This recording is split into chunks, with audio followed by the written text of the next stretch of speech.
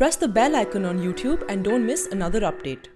I know that you, as much as I, and in fact all of us, are grieving over the loss of life in Pulwama. Nearly 40 CRPF soldiers were killed in the IED blast by a suicide bomber, as we all know. This has brought into focus paramilitary forces and the CRPF.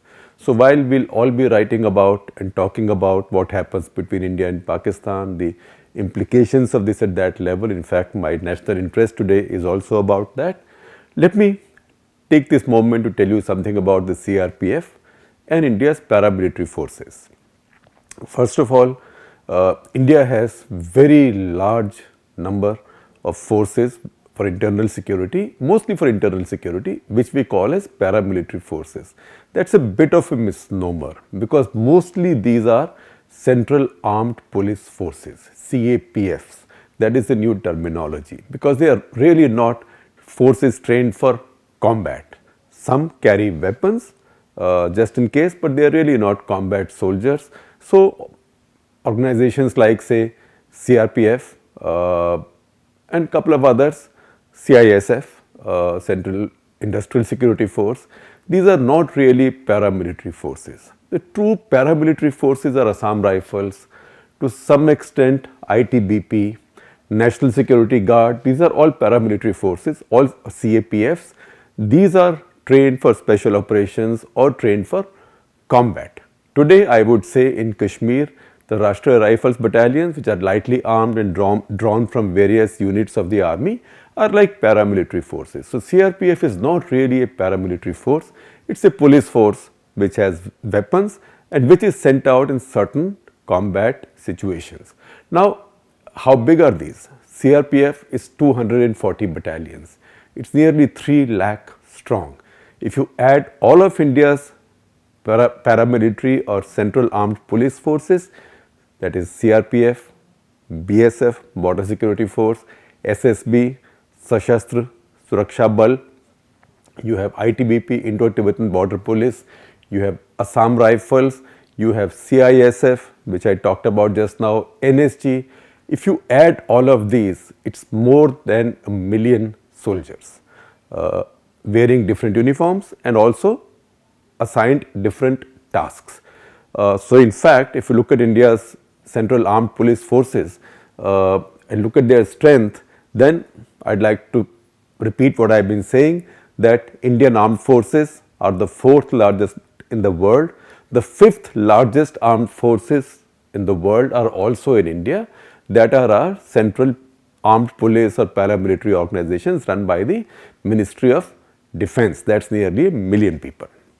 Now, where are these used? CRPF out of these is the most versatile force, and the center uses it as really a mobile force, sending them wherever there is trouble or wherever they are needed or wherever they are needed for hybrid operations also. For example, it's essentially the CRPF which is fighting the Naxal terror in East Central India, Chhattisgarh, Jharkhand, Odisha, Maharashtra, etc. And similarly in Kashmir, particularly after the army pulled out of the urban areas in Kashmir, it is the CRPF, and CRPF then is sent to northeast to all kinds of troubled areas in the country to backstop the local police. Yes, it carries arms and it can also fire in self-defense and sometimes also carry out operations as in the Naxal area. But it is kept so mobile. Now you will watch, elections will come, so CRPF companies will just be moved from one place to the other, from one phase of election to the other, that CRPF actually calls itself, it's an old story, calls itself Chalte Raho Pyare, CRP. In fact, one of the former CRPF directors, TGL Iyer, I used to know him, had even got his band to compose a tune, Chalte Raho Pyare. So they take it sort of good humoredly. But remember, they are at the cutting edge of combat while they are not really a combat force. So if you look at last 15 years, India's paramilitary or central armed CAPFs or PMFs, paramilitary forces, have actually suffered twice as many casualties as India's armed forces. A lot of these are in Naxal areas, but a lot are also in Kashmir. So to that extent, this now reminds us of the problems and challenges that India's central police forces have.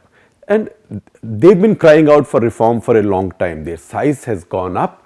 They are huge organizations now. If you look at nearly 2.5 to 3 lakh troops in the CRPF, it's like a whole, in fact, it's bigger than any army command, and any army command in Indian Army has a lot more officers, lot more people at the top, a lot more division of responsibilities, labor, leadership than these forces do. So these forces now need better leadership, they need better equipment, they need better resources, and really they need a clearer definition of their role. CRPF is a first class force.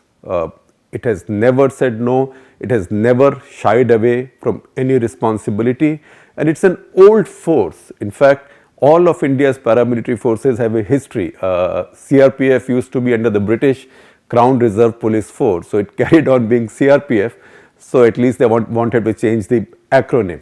Border Security Force came up, it was formed by really visionary policemen like late Ashwani Kumar and K.F. Rustamji, who figured, and the leadership of India figured at that point, Indira Gandhi, that in the 1965 war, the Punjab border was manned entirely by Punjab Armed Police, and that wasn't good enough. So India needed a proper border security force, and that's how BSF came in. In fact, some of the first battalions in the BSF came from Punjab Armed Police.